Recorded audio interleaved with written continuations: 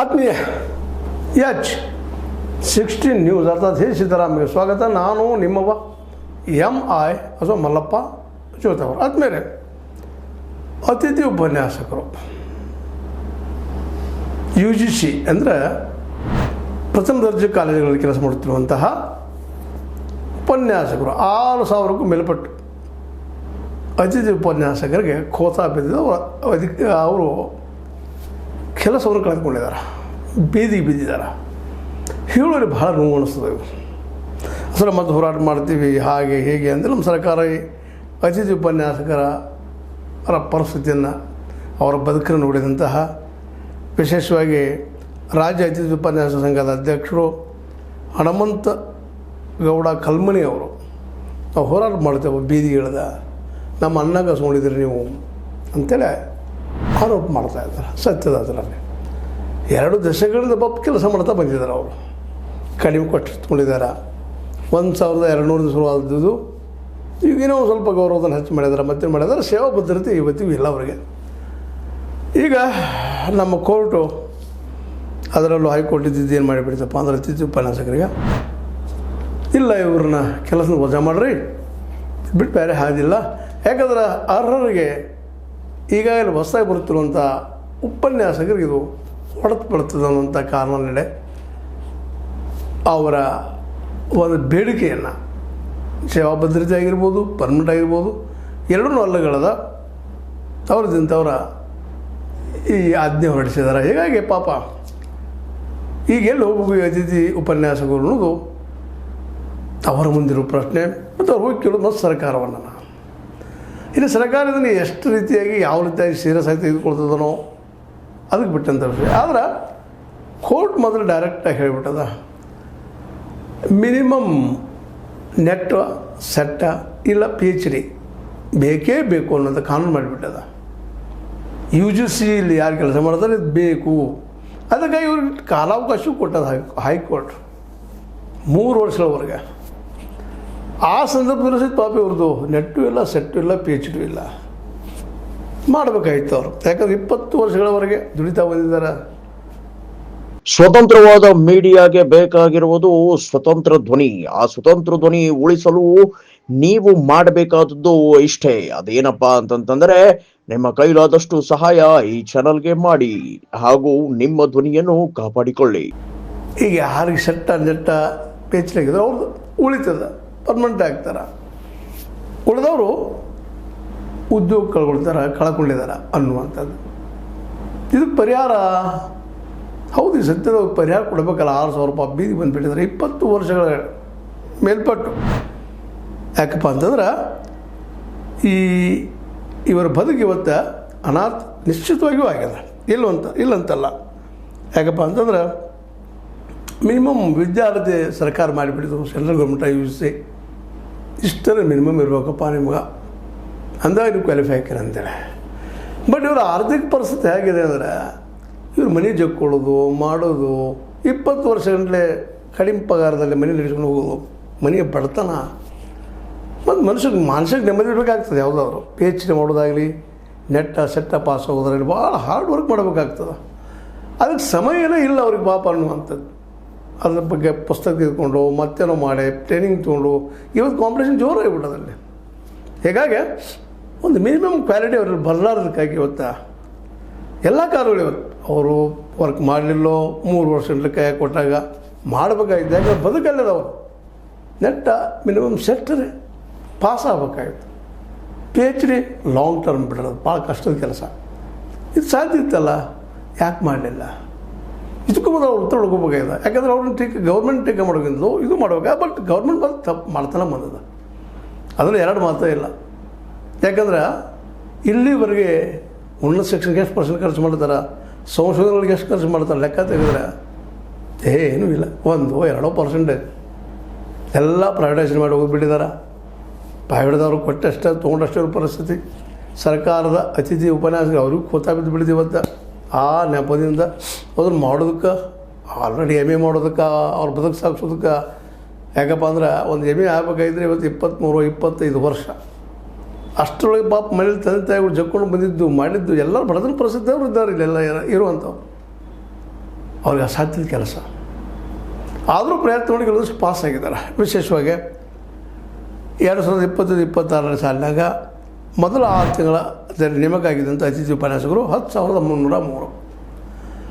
ಆಮೇಲೆ ಏನಾಯ್ತಪ್ಪ ಅಂದರೆ 2020-26 ಸಾಲಿನ ದ್ವಿತೀಯ ಭಾಗದಲ್ಲಿ ಕೆಲಸ ಕಳೆದುಕೊಂಡವರು 6,904. 10,303 ಮಂದಿ ತೊಗೊಂಡ್ರು. ಈಗ 6,904 ಮಂದಿ ಉದ್ಯೋಗ ಕಳ್ಕೊಂಡ್ರು. ಯಾಕಂದ್ರೆ ಒಳ್ಳೆ ಆ ಅರ್ಹತೆ ಇಲ್ಲ, ನೆಟ್ ಸೆಟ್ ಪೇಜ್ ಇಲ್ಲ. ಇನ್ನು 2025-26 ಸಾಲಿಗೆ ಅರ್ಜಿ ಸಲ್ಲಿಸಿದವರು ನಮ್ಮ ತೋಡಪ್ಪ ಅಂತೇಳಿ 49,702 ಜನ ಅರ್ಜಿ ಸಲ್ಲಿಸಿದ್ದಾರೆ. UGC ಅರ್ಹತೆ ಪಡೆದವರು 20,504. 20,504. ಮುಂದೆ UGC ಅರ್ಹತೆ ಇಲ್ಲದವರು 29,198. ಇನ್ನಿದು ಅಸಂತರ ಆಗಿಬಿಡ್ತಾರೆ ಇವರಿಗೆಲ್ಲ. ಸೀನಿಯರ್ ಕಾಲೇಜುಗಳಲ್ಲ, ಪ್ರೌಢ ಕಾಲೇಜುಗಳಲ್ಲ, ಅದು ಉನ್ನತ ಶಿಕ್ಷಣದಲ್ಲ. ಇವರಿಗೆ ಕಲಿಸುವ ಅರ್ಹತೆ ಮಿನಿಮಮ್ ಎಷ್ಟು ಬೇಕಂತ ಕಾನೂನು ಮಾಡಿದ್ದು ಸರಿ ತಪ್ಪ ಬೇರೆ ವಿಷಯ. ಮತ್ತು ಈಗ 20 ವರ್ಷಗಳಿಂದ ಮಾಡೋದು ಬಂದವರು ಗತಿ ಏನು? ಸರ್ಕಾರ ಇದನ್ನು ವಿಚಾರ ಮಾಡೋ ಜೊತೆಗೆ ಇಲ್ಲಿ ಮೇಲಿಂದ ಮೇಲೆ ನಾವಿಲ್ಲಿ ಹೇಳ್ಬೇಕಾಗಿದ್ದೇನಪ್ಪ ಅಂತಂದ್ರೆ, ಈ ದೇಶದ ಉನ್ನತಿ ಇರೋದು ಶಿಕ್ಷಣದಲ್ಲೇ. ನಾವು ರೋಡ್ ಖರ್ಚು ಮಾಡಿದ್ದೀವಿ, ನಾವು ಡ್ಯಾಮ್ಗಳು ಕಟ್ಟಿಸಿದ್ದೀವಿ, ನಾವು ಈ ಡೆವಲಪ್ಮೆಂಟ್ ಮಾಡ್ತಾಯಿದ್ದೀವಿ. ಯಾವ ಡೆವಲಪ್ಮೆಂಟ್? ಒಬ್ಬ ಮನುಷ್ಯಗೆ ಮುಖ್ಯ ಬೇಕಾಗಿದ್ದು ಶಿಕ್ಷಣ. ಇದು ಅಂಬೇಡ್ಕರ್ ಅವರು ಹೇಳಿದ್ದು, ಗಾಂಧಿ ಅವರು ಹೇಳಿದ್ದು. ಡಿಫೆನ್ಸಿಗೆ ಇವತ್ತು 15-20-25% ಖರ್ಚು ಮಾಡ್ತೀರಿ, ಬೇಕಾದು ಇಲ್ಲಂತಲ್ಲ. ಆದ್ರೆ ಈ ದೇಶದ ಆತ್ಮ ಇದ್ದಂಥ ನಾವೆಲ್ಲರೂ ಇವತ್ತು ನಾವು ಬಲಿಷ್ಠರಾಗಬೇಕಾಗಿತ್ತು. ದುಡ್ಡು ಒಂದೇ ಅಲ್ಲ, ಹೌದು ಬೇಕದು ಅವಶ್ಯ. ಆದರೆ ಅವ್ರಿಗೆ ಮುಖ್ಯ ಬೇಕಾಗಿದ್ದು ಹೈಯರ್ ಎಜುಕೇಷನ್ ಫ್ರೀ ಎಲ್ಲರಿಗೂ. ಇದು ಆದಾಗ ಸಹಜವಾಗಿ ಏನೋ ಮಾಡಲಿಕ್ಕೆ ಸಾಧ್ಯತೆ ಅದ. ಈಗ ನಾವು ಇವತ್ತು ನೀವು ಯಾವುದೋ ಆರ್ಟ್ಸ್ ಮಾಡಿರಿ, ಕಾಮರ್ಸ್ ಮಾಡಿರಿ, ಮತ್ತೊಂದು ಮಾಡಿರಿ, ಮುಗಿದೊಂದು ಮಾಡಿರಿ, ಇನ್ನು ಮೆಡಿಕಲ್ಲ, ಇಂಜಿನಿಯರಿಂಗ್ ಅಂತ ದೂರದ ಮಾತು, ಕನಸಿನ ಮಾತುಗಳೆಲ್ಲ, ಲಕ್ಷ ಕೋಟಿಗಳಲ್ಲಿ ವ್ಯವಹಾರಗಳೆಲ್ಲ. ಒಬ್ಬ ಬಡವ ಕೂಲಿಕಾರನ ಮಗ ಇವತ್ತಿಷ್ಟು ಎಮ್ಮೆ ಮುಗಿದ್ರೊಳಗೆ ಅವ್ರ ದುಸ್ಥಿತಿ ಯಾರಿಗೂ ಹೇಳೋದು ಬೇಕಾಗಿಲ್ಲ. ಹೀಗಾಗಿ ಈ ಸಂದರ್ಭದಲ್ಲಿ ಸರ್ಕಾರವನ್ನು ಒಂದು ಧ್ಯೇಯದಿಂದ, ಕೋರ್ಟ್ ಆದರೂ ಧ್ಯೇಯದಿಂದ ವರ್ತಿಸಬೇಕಾಗಿದೆ. ಇವತ್ತು ಕೋರ್ಟ್ ನೀಡಿದ ತೀರ್ಪನ್ನು ನಾವು ಪ್ರಶ್ನೆ ಮಾಡೋದಿಲ್ಲ. ಯಾಕಂದರೆ ಆಲ್ರೆಡಿ 3 ವರ್ಷ ಕೊಟ್ಟಿದ್ದಾರೆ, ಮತ್ತು ಕೊಡ್ತಾ ಇದ್ದಾರೆ, ಹೆಲ್ಪ್ ಮಾಡ್ತಾ ಇದ್ದಾರೆ. ಅದೇ ಇವರು ಸಾಹಸ ಮಾಡಿ ಸಾಧಿಸಬೇಕಾಗಿತ್ತು, ಸಾಧಿಸಿಲ್ಲ. ಅದು ತಪ್ಪನ ಕಾರಣ ಏನಿರ್ಬೋದಿಲ್ಲ ಅಂತಲ್ಲ. ಹೌದು, ಆರ್ಥಿಕ ಕಾರಣ ರೀ, ಬಡತನ, ಮತ್ತೇನೋ ಅದ, ಮಾನಸಿಕ ನೆಮ್ಮದಿ ಇಲ್ಲ, ಅಷ್ಟೊಂದು ಮದುವೆನೂ ಆಗಿರ್ತದೆ. 25 ಪ್ಲಸ್ 20, 40, 45 ವಯಸ್ಸಿನವ್ರು ಅವರು ರಿಟೈರ್ಮೆಂಟ್ ಸಮಯ ಬಂದಿದ್ದಾರೆ. 50, 55 ಅಂತವ್ರು ಇದ್ದಾರೆ. ಇನ್ನು ಈ ವಯಸ್ಸಲ್ಲಿ ಕೂತ್ಕೊಂಡು ಓದಿ ಸಂಶೋಧನಾತ್ಮಕವಾಗಿ ಏನೋ ಬರೆದು ಮಾಡೋದು ಅಸಾಧ್ಯದ ಮಾತಾಗಿರ್ತದೆ. ಜೀವನ ಜಂಜಾಟ. ಅವ್ರಿಗೆ ಮತ್ತೆ ಮಕ್ಕಳಾಗಿರ್ತಾರೆ, ಮತ್ತೇನೋ ಆಗಿರ್ತದೆ, ಕುಟುಂಬ ಜಕ್ಕೊಂಡು ಹೋಗ್ಬೇಕು, ತಂದೆ ತಾಯಿ ಜೋಪಾನ ಮಾಡ್ಕೋಬೇಕು. ಮದುವೆ ಆಗಿದ್ದರೆ ಮಕ್ಕಳು ಆಗಿದ್ದರೆ ಅವ್ರನ್ನ ಜೋಪಾನ ಮಾಡಬೇಕು. ಈ ಎಲ್ಲ ಸಂಸಾರದ ರಗಳೆಯಲ್ಲೇ ಹೆಚ್ಚು ಕಡಿಮೆ 6,902 ಮಂದಿ ಇವತ್ತು ಉದ್ಯೋಗ ಕಳ್ಕೊಂಡಿದ್ದಾರೆ. ಮತ್ತು ಅವ್ರು ಉದ್ಯೋಗ ಕಳ್ಕೊಂಡವ್ರ ಗತಿ ಏನು ಅನ್ನೋದು ಸಹಿತ ಮತ್ತೆ ವಿಚಾರ ಮಾಡಬೇಕಾಗಿದೆ. ಯಾಕಂದರೆ ನೀವು ಸ್ವಲ್ಪ ಕಾಲಾವಕಾಶ ಕೊಟ್ಟರೆ ಭಾಳ ಯೋಗ್ಯನೋ, ಯಾಕೆ ಮಾಡಲಿ, ಅವರಿಗೆ ಅವಕಾಶ ಕೊಡ್ರಿ. ಮತ್ತು ಸೇವಾ ಭದ್ರತೆಯನ್ನು ಕೊಡ್ರಿ.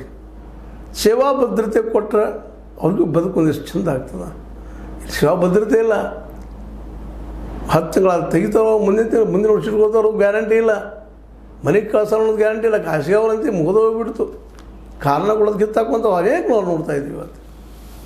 ಹೀಗಾಗಿ ಹೈಯರ್ ಎಜುಕೇಷನ್ ಮಾಡಿದಂಥದ್ದು, PhD ಮಾಡಿಲ್ಲ, ಓಕೆ, ನೆಟ್ ಸಾಧ್ಯ ಆಗಿಲ್ಲ, ಓಕೆ, ಸೆಟ್ ಸಾಧ್ಯ ಇಲ್ಲ, ಓಕೆ ಅನ್ನೂ ಅದನ್ನು. ಆದರೆ MA ಮಾಡಿ ಹಲವು ವರ್ಷ ಸೇವೆ ಮಾಡಿದ್ದಾರೆ. ಆ ಸೇವೆಯಲ್ಲಿ ಅವರು ಚೆನ್ನಾಗಿ ಕಲಿಸಿದ್ದಾರೆ. ರಿಸಲ್ಟ್ ನೋಡ್ರಿ ಗೊತ್ತಾಗ್ತದೆ. ಮಕ್ಕಳ ಡೆವಲಪ್ಮೆಂಟ್ ಏನಾಗಿದೆ, ಯಾವ ರೀತಿ ಕಲಿಸಿದ್ದಾರೆ ಏನು ಅಂತೇಳಿ.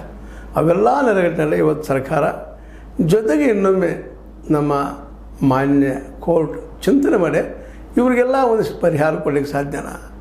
ಈ ಸರ್ಕಾರದಿಂದ ಜವಾಬ್ದಾರಿ ಏನು ಮಾಡಲಿಕ್ಕೆ ಸಾಧ್ಯದ? ಯಾಕಂದ್ರೆ ಕಳೆದ 20 ವರ್ಷಗಳಿಂದ ಸೇವೆ ಮಾಡ್ತಾ ಬಂದಿದ್ದಾರೆ. ಅವರು ಮಾಡಿದ್ದಾರೆ, ಅನೇಕ ವಿದ್ಯಾರ್ಥಿಗಳನ್ನು ತಯಾರು ಮಾಡಿದ್ದಾರೆ, ಬದುಕಿನ ಕಷ್ಟದ ಕಟ್ಕೊಂಡಿದ್ದಾರೆ, ಇವತ್ತು ಬೀದಿ ಬಿದ್ದಿದ್ದಾರೆ ಅನ್ನೋದು ಅಷ್ಟೇ ಸತ್ಯ.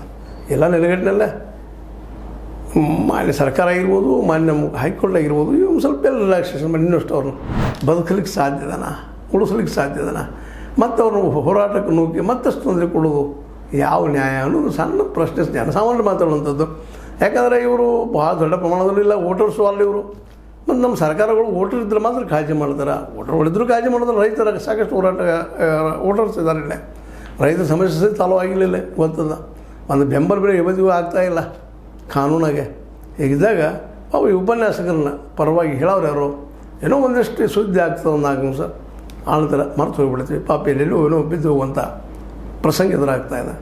ಅದೇನೋ ಆಗಲಿ, ಅತಿಥಿ ಉಪನ್ಯಾಸಕರಿಗೆ ದಯವಿಟ್ಟು ಸರ್ಕಾರ ಒಳ್ಳೆ ಪಾಸಿಟಿವ್ ನಿರ್ಧಾರ ತೊಗೊಳ್ತದೆ ನಂಬೂನು ಅಂತ ಹೇಳ್ತಾ, ಇಲ್ಲಾಂದರೆ ಹೋರಾಟ ಮಾಡಲಿಕ್ಕೆ ಅವ್ರು ರೆಡಿನೂ ಆಗಿದ್ದಾರೆ. ಆ ನೆರಗಟ್ಟೆ ಹನುಮಂತಗೌಡ ಕಲ್ಮಣಿಯವರು ನಾವೇನು ಹೋರಾಟ ಹಿಡಿತೀವಪ್ಪ ಅನ್ನೋದು ಮಾತು ಸ್ಪಷ್ಟವಾಗಿ ಹೇಳಿದ್ದಾರೆ. ಅದು ಬೇರೆ ಹಾದಿಲ್ಲ, ಹೌದಿಲ್ಲ? ಒಂದು ಬೇರೆ ಹಾದಿನ ಯಾವುದು ಹಾದಿದ್ದೀನ. ಇದು ನಿಮಗೆ ಲೈಕ್ ಆಗಿರ್ಬೋದು. ಲೈಕ್ ಮಾಡಿ, ಶೇರ್ ಮಾಡಿ, ಕಾಮೆಂಟ್ ಮಾಡಿ, ಜೊತೆ ಸಬ್ಸ್ಕ್ರೈಬ್ ಮಾಡಿದ್ರೆ S60 ನ್ಯೂಸ್ ಅರ್ಥ ಸತ್ಯ ವಂದನೆಗಳು.